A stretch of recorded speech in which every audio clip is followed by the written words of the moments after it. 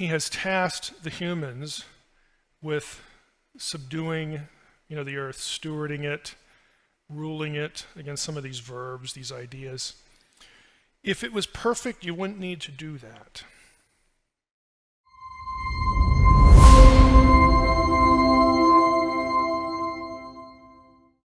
Let's just start here. There is a description of Eden, okay? I don't know if it was this class or if it was the Thursday class, but there was a question in the Q&A last time about, I don't know what it was, Eden or the world or something like that, and I made the comment that, hey, all the world wasn't Eden. Eden wasn't the whole world. And I could tell, because that was last week, that was kind of news to some people. So here we are. If that was, you guys, well, here we are finally at week 5. But I mean, most of you probably would have, known that if you were familiar with Unseen Realm content, certainly. And one of the bases for this, probably the most obvious, is Eden gets a specific geographical description. I mean, it's one of those things that's easy to read over. You don't often notice it, but there it is. So a river flowed out of Eden to water the garden. There it divided and became 4 rivers. The name of the first is the Pishon. It is the one that flowed around the whole land of Havilah, where there is gold. And the gold of that land is good. Bdellium and onyx stone are there. Thanks for that little footnote. The name of the second river is the Gihon. It is the one that flowed around the whole land of Cush. And the name of the third river is the Tigris, which flows east of Assyria, and the fourth is the Euphrates. So, I mean, you get a number of geographical points to that. That is not the whole world. I mean, what could be more obvious? Yet, there's this assumption that sort of just, flows through evangelicalism, that when we talk about the world God created, we speak of it like we're talking about Eden, like it's this perfect place. And then again, we spill over and we start talking about Eden. Tree of life, like little animals frolicking around, and Adam and Eve. It's like, no, that's just a little piece of the planet.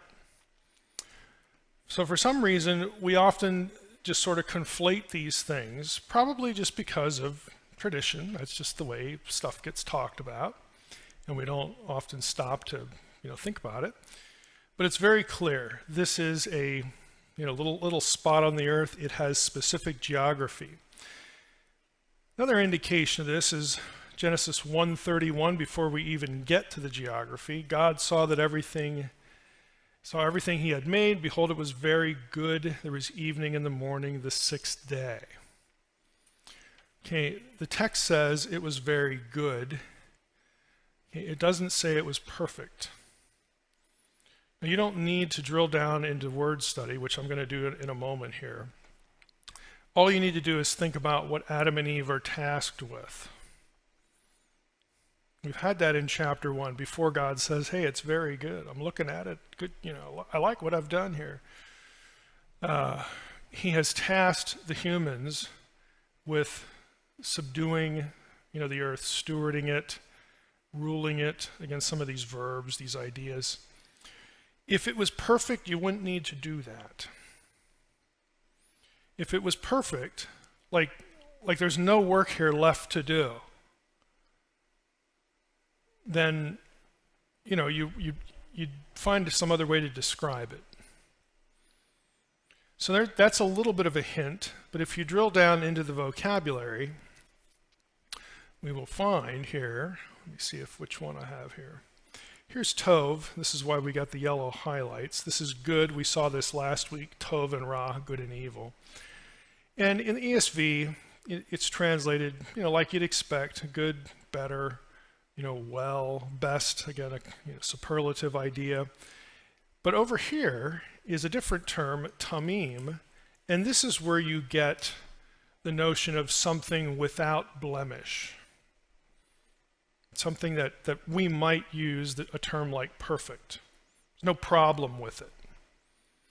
Okay, tamim is not the way this is described in Genesis 1:31.